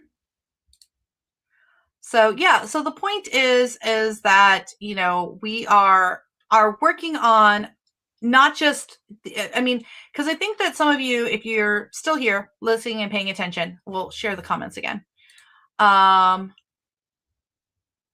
yeah, I'd love to hear from other people who are watching the live. How cool does it feel that you could have a curriculum, you could have the guidebooks and everything like that, that you can just have in your Notion, and then everybody's kind of singing from the same choir book, and it's not going to start giving you this like wackadoo recommendations that sometimes when I've asked about my self-publishing business to ChatGPT, it gives me some really bad ideas or it gives me stuff that's outdated. I'm trying to think of like one of the things I think it recommended that I do is that it's like looking for like newsletter swaps, which newsletter swaps helps in some genres, but not really mine. HD Coffee says this is going to be so customizable. Yeah, and that's the point. So I'm going to be showing all summer long how I am taking this curriculum, these 12 core classes, and then building out from them. So the classes that are there include, hold on, I will read them off the list so that you guys can see them. Give me 1 second here. Boop, boop, boop, boop, boop. I have to go to a different page because I know where they are.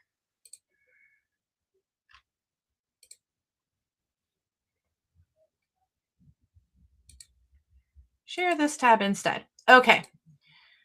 I know you guys can't see that very big, so I'm going to make it bigger for you. So give me one momento. Oh. Ooh, Chrissy forgot to remove herself. Sorry.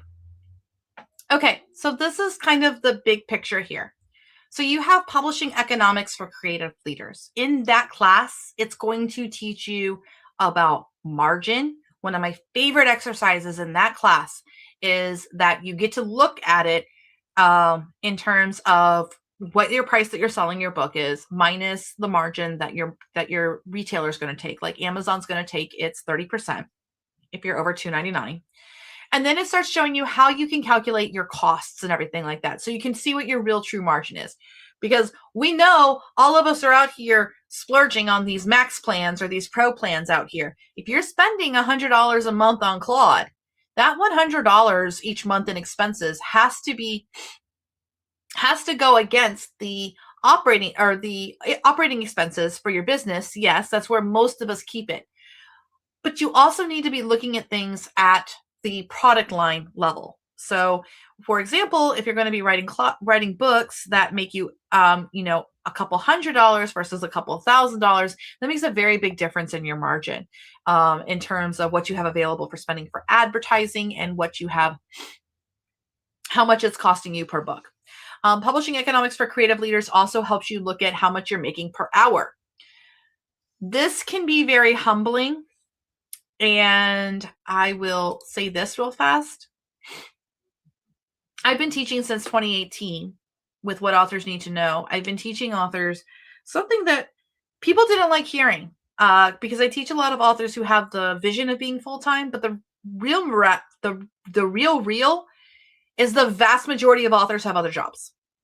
That's the reality.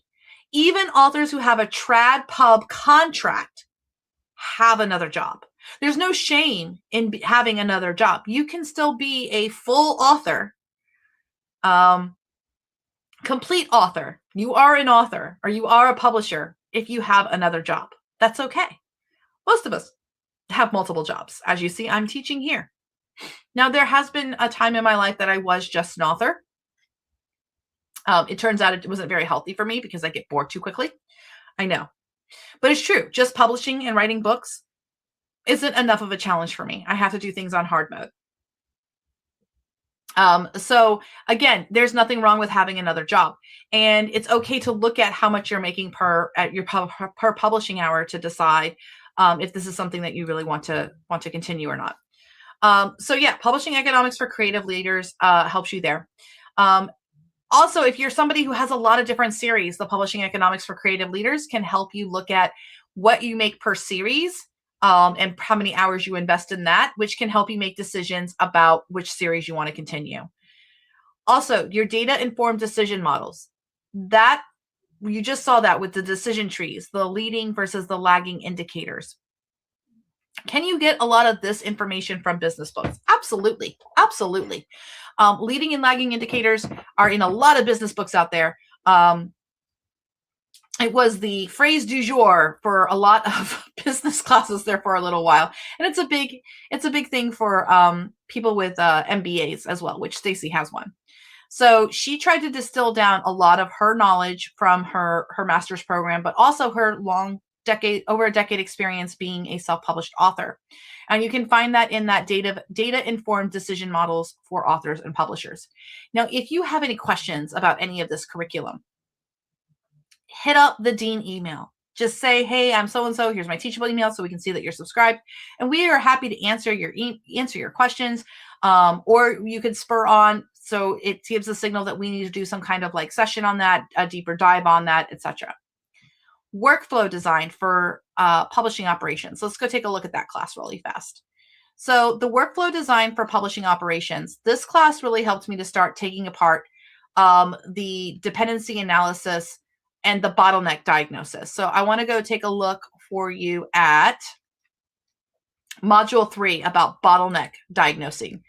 So it has like the different kinds of bottleneck types. So I had to sit there and think about, where do I go into a rework loop? Where do I go have an invisible step where I'm doing work I don't realize I'm doing? So I have actually an invisible step, or I did. Even in my old days of writing books, writing chapters, I used to write in For the Words, or I would write in Google Docs. I would hit a wall when it came time for me to actually post my chapters to authors or to readers. And that's an invisible step. So you can see how I've been hacking my workflow in order to take that into account with this new, okay, Elizabeth, you work in Notion. How easy can you make it that you can just put your chapters up? And the easiest way to do that is to literally have Notion be my website. The lantern, your reader promise, positioning, and genre signal. This is not a light class, okay? I'm sorry. I have sneezy times. So this is about what you're doing with your readers and things that you don't even maybe realize that you're doing. So let's go look at the signal stack for just a quick look here. The signal stack. So your book has already begun before page 1. The cover is chapter 0. The title is chapter 0. The blurb is chapter 0. The metadata is chapter 0. Together, they're the first story your reader experiences, and it determines whether they ever experience the second. This is something that's really important, and I don't think it gets taught a lot. As a matter of fact, I messaged April today because I saw one of her older books. And I remember those years because I was there with her publishing, and I was like, girl, go revamp your blurb because it's in an old style of blurbing that we don't blurb like that anymore. And that's what we're going to talk about this summer, especially with the intensives of like Baby Got Backlist, which is coming.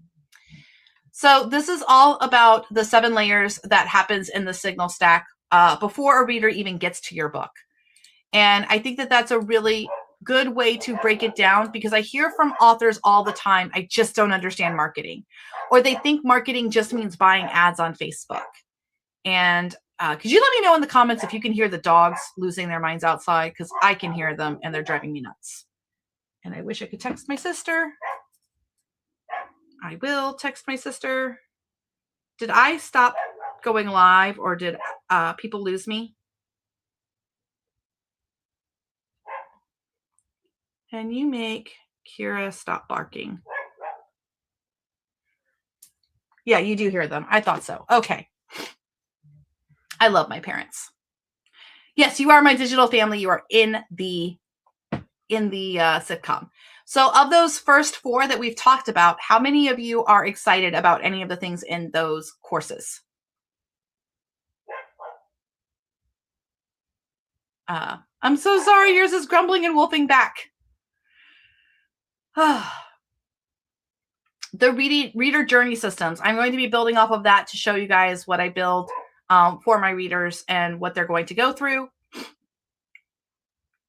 Narrative architecture for commercial fiction is one of my favorite courses because I wrote that one. That one is a deep dive on, it goes beyond just basic plotting. It really talks about the compression and the context problems that we have with some of the prompting when you're working with AI. So that narrative architecture for commercial fiction, if you've skipped the last 3 years with the FFA, that class alone can really do a great job of catching you up in terms of what, let me see if I can do this one. Is this a better view? Yeah. So that class, the narrative architecture for commercial fiction, it can catch you up with a lot of the practices and experiences we've had over the last 3 years in the FFA about working with literature and fiction with AI, because it talks about a lot of the different lenses and really how to handle the fact that the computer doesn't actually have any emotions, and how you can work with it in a better way. The next class, the series Bible and continuity operations, in that the summer case study with me, the summer 2026 with EAW, we're going to be doing the series Bible and continuity operations. Oh my goodness gracious. Y'all ready for this? Because here we go, because I'm calling my dad.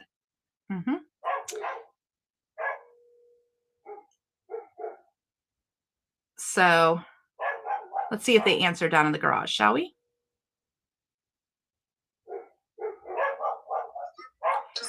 Hey, could you bring your dog in? Yes, well, I forgot about you. Okay, love you, Dad. He forgot about me. Okay. Oh my goodness. We're only live every Friday. Only every Friday. Whew. The series Bible continuity operations part of it. We're going to be doing that with the Moralities of Marriage and also with the Seasons of Serendipity. I have 2 series. Woo! We're also going to get to be able to use that to help build from scratch the F1 series. Woo! For those of you already in the FFA, if you pop into the 2026 EAW class, there's like a tentative schedule of classes. You guys actually get to see more details about these elective classes that I'm working on that plug into these core classes. And they're going to be coming to the Teachable near you. Then we have developmental revision and manuscript diagnosis and the human AI editorial collaboration and author prompt systems for author workflows, and then your world logic and story systems.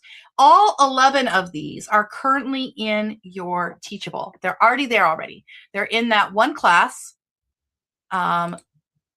So let's see here. Share this tab instead. So if you are in the right here, if I go to the homepage of this particular class, in your mega membership class, you literally have your publishing economics for creative leaders. There's your data informed decision models. There's your workflow design. There's your reader promise. There's your reader journey. There's your narrative architecture, your series Bible, your developmental revision, your human AI editorial collaboration, your AI prompt systems for author workflows, your world logic and story systems. There you go. Those are all 11. The only one that you are missing that is going to be coming in the middle of July is this cross-functional publishing systems lab. And just so you can see what that's going to be, if you can't imagine, it's taking everything from those other 11. And it's going to be able on how do you put all of this together. But you guys won't really necessarily need, by the time you get this class, you guys are going to be like old hats at this, because you'll be part of this case study that I'm doing. So you'll be working with me all summer long in terms of putting all of this together. So you guys have the curriculum at your fingertips. You can do it. You can do it on your own. You can do it without me. You have it. You can also do it with me. You can be with me all summer long. And then also, if you do it with me all summer long and you're still like, I'm still confused, we're still going to have that capstone class again to even make it even more reinforced for you guys. I still love experimenting with AI. That's not going to stop. And we're getting really close to time for the after party. I want to thank my sister for joining me tonight. But I need to move forward with a new balance of not just research and make cool things happen, but research, make cool things happen, and publish great stuff. So for the last 3 years in the Future Fiction Academy, I have worked from a place of insecurity. I don't have a degree in this. I'm just really good at it. And that's a scary thing to be, especially in something that's so new. with artificial intelligence. I learned this by literally doing it, by putting my hands, on the keyboard, by doing 8 iterations, by drinking some midnight coffee, and yelling at the different models. And of course I have a Dasha. So are you done barky at the neighbors? Okay. I almost thought I was going to go through a whole live without having to get her. Anyway, so like I said, for the first 3 years of the Future Fiction Academy, I've worked from a place of insecurity. I have figured out cool new stuff. You guys have watched me do this live. And then I always felt like, okay, there's this cool new thing, and I have to show them 10 different ways to use it. I have to show them all the different ways I can use it, and it's not that was wrong or that wasn't the right thing for the time period. I think it was. I think that's what allowed so many authors to find a place for themselves in AI. But I think that we're past early adoption and we're moving into early majority, where the majority of authors are using these things. So now it's time to talk about efficiencies. Now it's time to talk about, how do you customize this for yourself? How do you know? I don't even know that you really need to get all the new shiny toys. I haven't been adopting the new shiny toys for a long time now. How many of you have not been adopting the new shiny toys? Like, new shiny toys and AI, you really got to impress me at this point. I got to really see something there that's going to make my life easier. Or I'm not leaving the systems I already have. So I'd love to know in the comments if you guys feel the same way. I'm excited. I was talking with Kim Gordon earlier this week, and the adage goes, one of the reasons I got involved in this area is because I really do like to teach people how to fish. It's like, I want to teach you how to fish so you can fish for yourself, because I like to fish. And somewhere along the lines, some people came along and they missed the memo that I was here to teach them how to fish. And they're like, oh, a fishing show? I love fishing shows. Let me watch the fishing show. And I'm like, no. You are supposed to go fish. So you're supposed to go fish. This is not a fishing show. I have since accepted the fact this is a fishing show. I run a fishing show. But here's the thing. I'm no longer doing catch and release. If I'm going to be doing this fishing show, if you guys are going to sit here and watch me fish, I'm keeping the fish. I'm going to start fishing and keeping my fish and eating my fish for dinner. Metaphorically, although I actually do like fish. I live at the beach. So the point is that, yes, you can be a member of the FFA and not have published a book. You can be a member of the FFA because you have a day job and you've always dreamed of writing a book, and this is your community and this is where you like to be. And, oh, you like to use AI for work and you're learning cool things that you take from the FFA and you take to your day job. We legitimately have people who do that. You belong in the FFA for that. But no more am I going to be like, oh, it's a Tuesday, I'm just going to go ahead and write a thriller, or I'm going to go ahead and write this, when I have no expectation to publish it or to finish it. So the forward moving of the Future Fiction Academy, as far as the mega membership goes, we have spent months making this evergreen, top-notch curriculum for you all that really is just like, I am in awe of it. And I was there when it was being designed and made. We've had it reviewed by other peers outside of the FFA, other people who are AI experts, and also experts in education. They have taken a look at it and been like, this is pretty robust.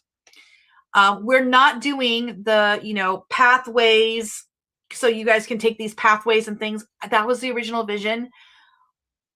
But correct me if I'm wrong. Don't we want to just go write books for readers? Don't we want to just go publish cool stuff?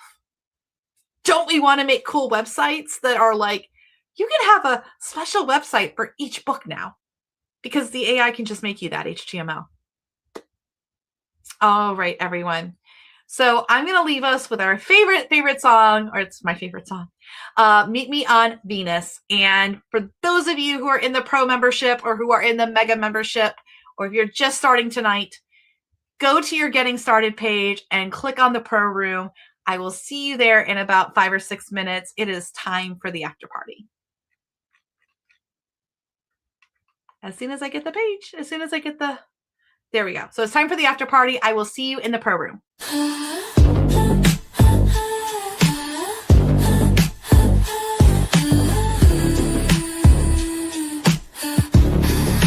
Meet me on Venus.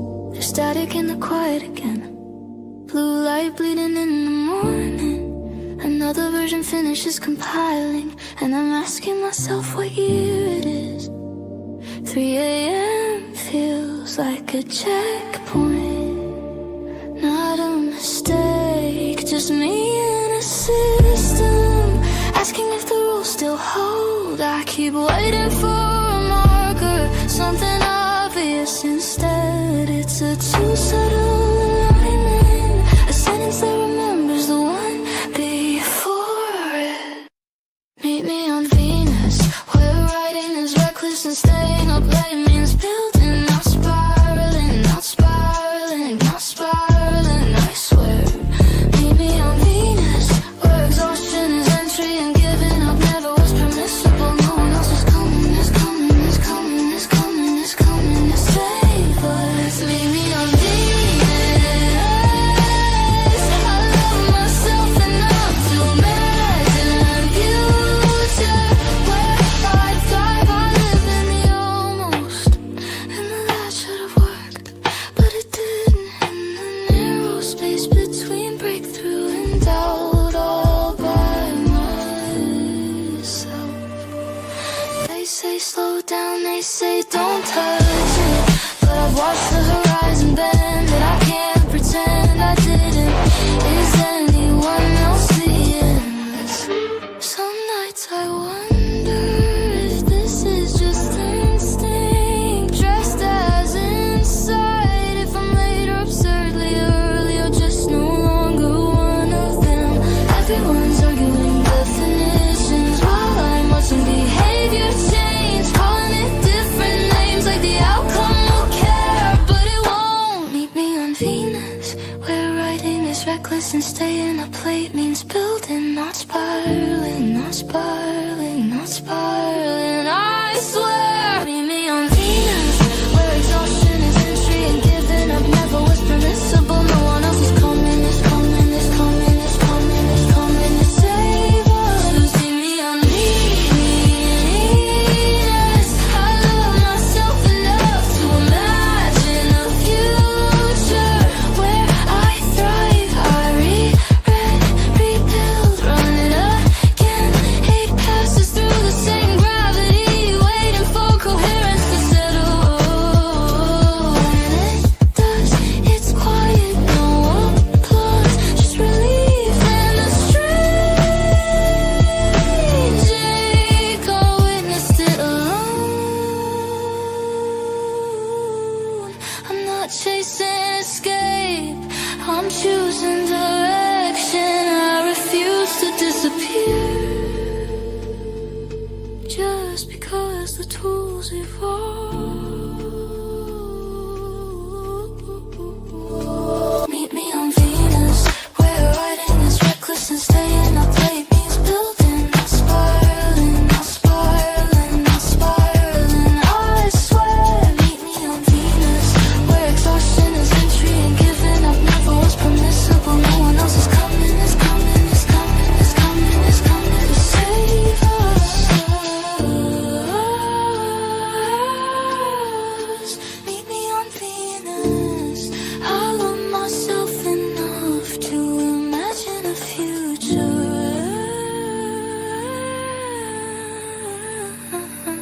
where I will thrive.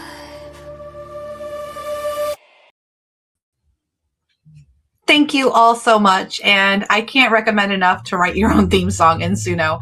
I listen to Meet Me on Venus all the time. When I get down, when I'm disappointed with the tools, when Claude pisses me off, when someone tries to explain to me how AI prompting should work and that I should make a chapter brief and give it beats.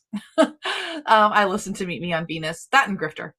Anyway, thank you guys so much for coming to the Friday Night Lives. Thank you for watching the Sister Comedy Hour. I was super excited about this mega curriculum and that I got to share it with you tonight. It's all there in your Teachable. You guys have it. It was a great time on Thursday. I'm so excited to see you guys in the after party in the pro room. And I hope to see you guys in class soon. Bye.